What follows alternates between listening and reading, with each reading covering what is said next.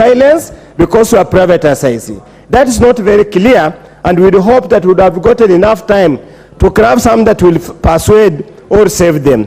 Honorable Speaker, curiously, when you go to clause 26(3), it is what it reads: a national government-owned entity is not eligible to participate in a privatization. That particular clause, Honorable Speaker, presents two dilemmas. Number one, yes, privatization means divesting from public to private. So obviously, there's no contemplation of any public entity that can participate. I find that particular statement not very well grounded, but even more telling, the Honorable Speaker, is the issue: what happens to the county government entities? Are they allowed to participate because they're not national government-owned entity? That clarity needs to be very clear, otherwise there's going to be abuse. Honorable Speaker, there could be many issues to be dealt with.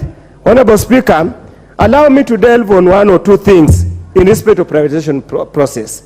Honorable Speaker, there has always been danger that is the moneyed, that the well-connected, the cartels that exist at the particular moment that end up with most of the chunk of the privatized public entities. We hope the process put here, they will basically use the public offer so that we have as many Kenyans as possible benefit from this process. As I conclude, Honorable Speaker, to transact other business, we do not wish to cast any aspersion on the House leadership and the rest. But Honorable Speaker, the purpose of the second reading is to members to ventilate, the committee that is in charge of the bill to listen to the members, so that when they are going to make amendments at the committee of the whole House, they have the benefit of having listened to members who have contributed. Honorable Speaker, we conclude now. It's next on the House of the whole committee. Essentially, Honorable Speaker, the debate in the second reading is just in vain. It's window dressing. It's just for PR. We need to look at how we conduct business in this House so that the discussions we are going to have here is not just in vain, Honorable Speaker. We understand the genesis, probably the rush to conclude, as Honorable Dr. Nyikala has said. But we cannot do that clouding the process of debate and legislation making in this House. Thank you, Honorable Speaker. I support the bill. Thank you, Honorable Speaker. Rendekere.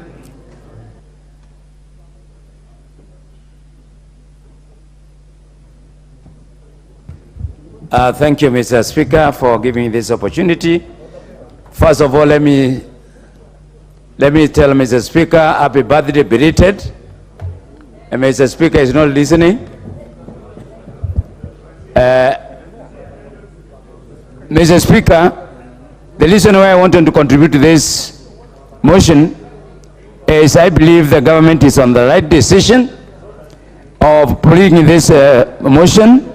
One, Mr. Speaker, because now it's going to bring efficiency and by extension effectiveness in the learning of the affairs of privatization of government entities. Mr. Speaker, this bill brings in qualifications and of the staff and the board that is required for learning the process of privatization.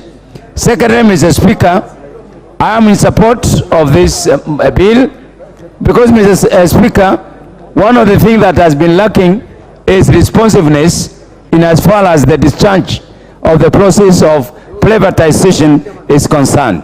Mr. Speaker, there are so many organizations that were intended to be privatized for a long time, and because of lack of the authority and experience and expertise to deal with this process, the process has been delayed for a long time.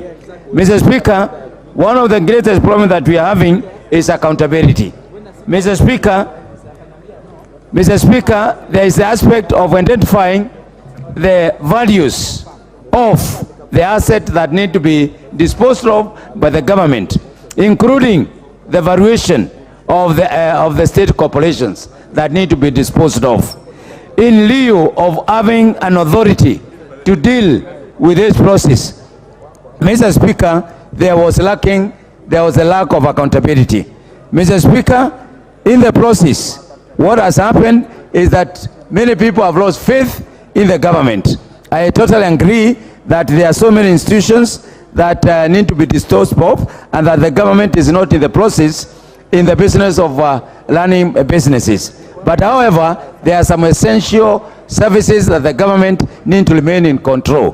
When the government want to dispose of its shares and its control of some state corporations, is because they are no longer necessary and they need to be getting laid off because there's a lot of duplication in so many corporations. Mr. Speaker, we have a problem in transparency. There has been a very serious problem when it comes to disposal of private enterprises or entities. Mr. Speaker, this bill has come in good time because it has set the stage for what needs to be done when and how. Mr. Speaker, the issue of public participation, the issue of reporting, the issue of entering into agreement has been lacking in the process in the past.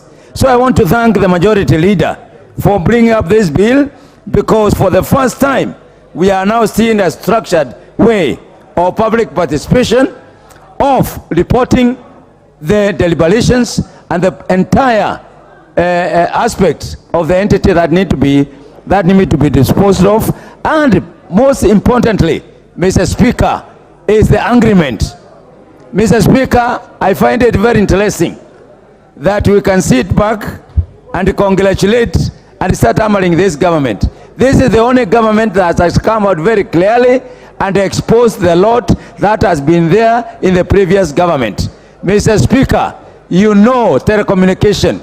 Telecommunication was sold at night, behind bars, by unscrupulous people. So this bill is not going to give opportunity for unscrupulous government officers and the state mechanists, the state capture, to sell institutions of government like what they did to telecoms. So I want to support this bill and see the time has come, and this is the openness of our government, Kenya Kwanza government, to do things overboard. So I want to thank Majority Leader for bringing this bill and say this is the best way of dealing with the government business. Thank you, Mr. Speaker. Honourable members, do we call the mover to reply? There is a member who has asked me to give him 2 minutes, called Dr. Mwiti. Dr. Mwiti? He's there. Go ahead. After you, Majority Leader, be ready to reply.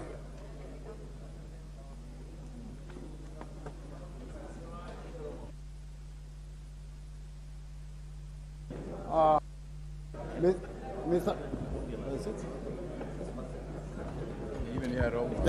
Give me the long one. Mr. Speaker, sir, I rise to support a report of